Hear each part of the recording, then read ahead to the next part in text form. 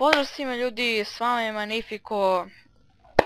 Sad smo u novoj epizodi Sampa kao što vidite.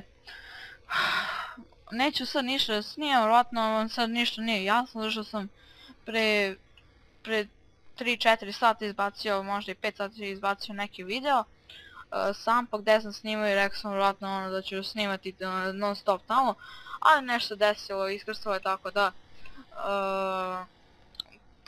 tamo je host zeznut, pa je mod se zeznuo, sve se zeznulo, ne znam stvarno zašto to dogodilo, inače totalna katastrofa.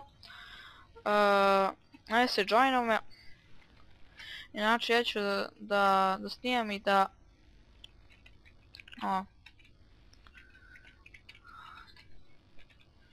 da vozim, inače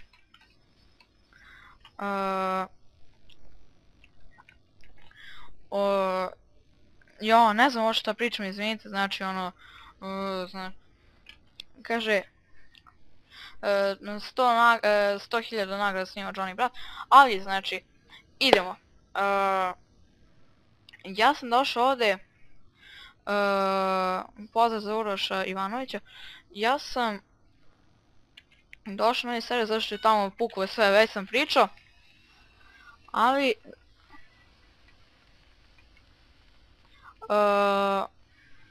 stanite.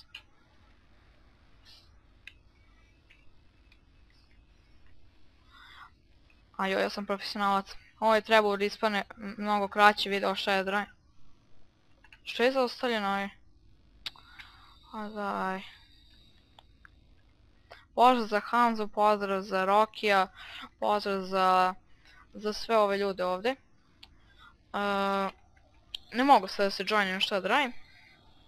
Znači, čist uvod, ja ću ovdje od sad snimati, dok ne dobijem ban kao na svakom serveru, osim na ovom prošlom.